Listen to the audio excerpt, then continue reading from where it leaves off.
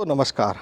आपने सुना होगा कि पेड़ पौधे भी बात करते हैं और ये इसका उदाहरण मैं अभी आपको देने वाला हूँ कि वास्तव में पेड़ पौधे जो है बातें करते हैं।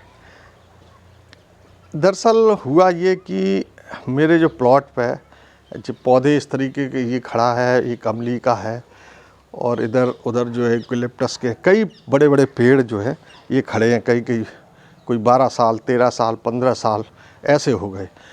इन्हीं दरमियान एक ये बबूल का पेड़ भी उगाया था। तो बबूल का पेड़ जब उगा था दोस्तों, तो लोग आने लगे, लोग कहने लगे कि अरे बबूल का पेड़ जो है क्यों आपने बो दिया। तो जब तक वो छोटा रहा तब तक तो कोई दिक्कत नहीं। फिर धीरे धीरे ये बड़ा, इतना बड़ा विशाल हो गया कि फिर जो है लोगों की नज़र में आने लगा। तो फिर जो भी आता था वो ये कहता था कि आपने जो है ये क्यों लगा दिया, बबूल क्यों उगा दिया। तो मैंने जो है उनको कहा कि अपने आप उगाया है। दोस्तों, कुत्ता आ गया था तो मैं मार रहा था, तो मैंने कहा अपने आप ये उगाया है। तो फिर क्या हुआ दोस्तों, धीरे धीरे ये बड़ा हुआ। बड़ा होने के बाद इस पर फलियाँ आईं। तो वो फलियाँ जब नीचे गिरती थी इधर आसपास, यहाँ जब फलियाँ गिरती थी तो उनके नए नए पौधे जो है उग जाते थे। और पौधे इतनी जल्दी बढ़ते थे, बबूल के, देसी बबूल है ये, इतनी जल्दी बढ़ते थे। बिलायती बबूल भी बोलते इसको, अंग्रेजी बबूल है शायद, बिलायती बबूल बोलते, ये देसी नहीं है।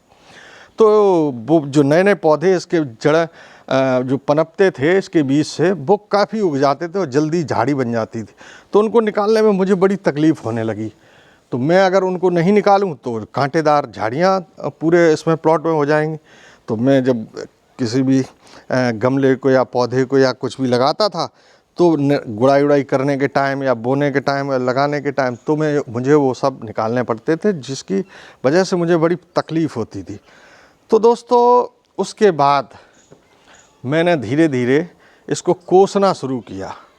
मेरे मुंह से जब भी मैं उन झाड़ियों को निकालता था तो अनायास ही निकल जाता था, यार ये बबूड़े ने तो परेशान कर दिया, इसको कहाँ मैंने जो है खड़ा रहने दिया।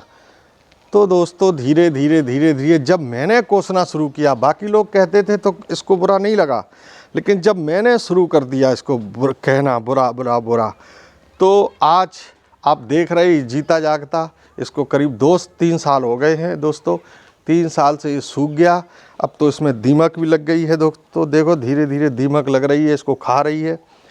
तो जब ये सूख गया तो मुझे बड़ा दुख हुआ दोस्तों, इतना दुख हुआ दोस्तों कि मैंने फिर इसको पौधे को ऐसे ही बना रहने दिया और मैंने आज तक इसको नहीं काटा है, ना ही मैं इसकी लकड़ी को यूज करूँगा, ना ही मैं इसको काटूँगा।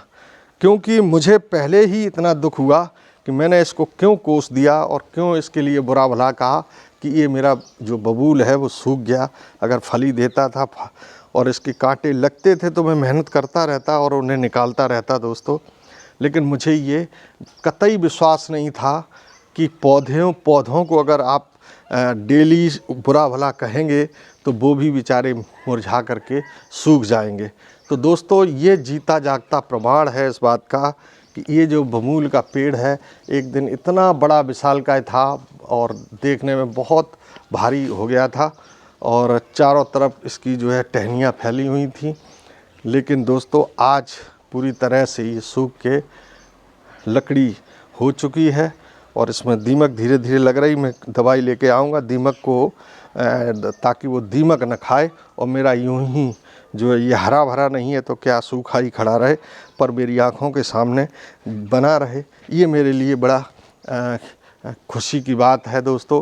लेकिन जब भी मैं इसको देखता हूँ दोस्तों, सूखे से पेड़ को, तो मुझे बड़ी तकलीफ़ होती है, मुझे बड़ा दुख होता है कि मैंने अपने बबूल के पेड़ को क्यों कोसा था। दोस्तों, मुझे रोना भी आता है दोस्तों, क्या बताएं। आप मजाक कर सोचते होंगे, आपको ऐसा लगता होगा कि मैं जो है ज़्यादा कुछ बोल रहा हूँ, झूठ बोल रहा हूँ। और झूठ बोलने के लिए लोग कहते हैं कि पेड़ पौधे भी गाना सुनते हैं, उनको गाना सुनाओ, उनसे प्यार करो तो फिर वो हरे भरे हो जाते हैं। मैं विश्वास नहीं करता था, लेकिन जब से मैंने करीब 15 साल लगभग हो गए मुझे, जब से मैंने 15 साल से अपने पेड़ पौधों में अपना जीवन जो है दिया है, जब से इनकी निराई करता हूँ, गुड़ाई करता हूँ, इन्हें लगाता हूँ, और तब से मुझे पता चला कि वास्तव में पौधे भी हमारे सानिध्य के शौकीन होते हैं। और जब उनके पास बैठ के उनसे बातें करोगे तो फिर उनकी जो हरियाली है वो अलग निराली होती है। और जब आप यूं ही छोड़ देंगे कुछ दिन के लिए तो फिर उनको बड़ा बुरा लगता है और वो उस तरीके की ग्रोथ नहीं कर पाते हैं दोस्तों। तो इसलिए दोस्तों, अगर आपके गार्डन है, आपने किसी पौधे को लगाया है, तो चाहे 5 मिनट के लिए ही सही उसके पौधे के पास बैठें, उससे बातें करें, उसके हालचाल जानें, तो फिर निश्चित रूप से आप देखेंगे कि आपका पौधा जो है बुशी होते जा रहा है और हरा भरा और झाड़ टाइप का हो जाएगा। लेकिन अगर आपने यूं ही पौधे को छोड़ दिया या फिर उसको उल्टा सीधा बोला कि इतना खाद डाल रहा हूँ, इतना पानी डाल रहा हूँ, इतना सब कुछ इसकी केयर कर रहा हूँ, फिर भी ये है वो पनप नहीं रहा है, ना फूल दे रहा है, ना फल दे रहा है, तो फिर निश्चित तौर पे पौधा जो है डिमोलाइज्ड हो जाएगा दोस्तों, और वो जो है उदास हो जाएगा। और फिर उदास होकर के जीवन जो है जीना बड़ा कठिन होता है। ये मेरा जो बबूर जो है देख करके मैं हमेशा इस बात का मलाल रहता है दोस्तों कि वास्तव में पेड़ पौधे भी जो है उन्हें कोस दिया अगर आपने, तो फिर वो जीवन से निराश हो जाते हैं और सूख जाते हैं। जैसे कि आप सामने देख पा रहे हैं दोस्तों, इसका प्रमाण मैं खुद हूँ। मैं किसी की दूसरे की बात नहीं सुनता हूँ। जो मेरे साथ हुआ, जो मैंने देखा, जो मैंने अपने इस पौधे के साथ देखा, इस पौधे की छोटी सी डाली से इसने इतना विशाल रूप लिया था दोस्तों, और कई सालों तक हमारे इस प्लॉट में रहा। लोग आते थे, लोग बोलते थे, अरे इसको क्यों खड़ा कर दिया, इसको कटवा दो, लेकिन मैंने किसी की बात नहीं सुनी। तब तक मेरा पौधा हरा भरा रहा और उसे कोई परवाह नहीं हुई, क्योंकि मैंने इसकी वकालत की थी तो उसे बुरा नहीं लगा था।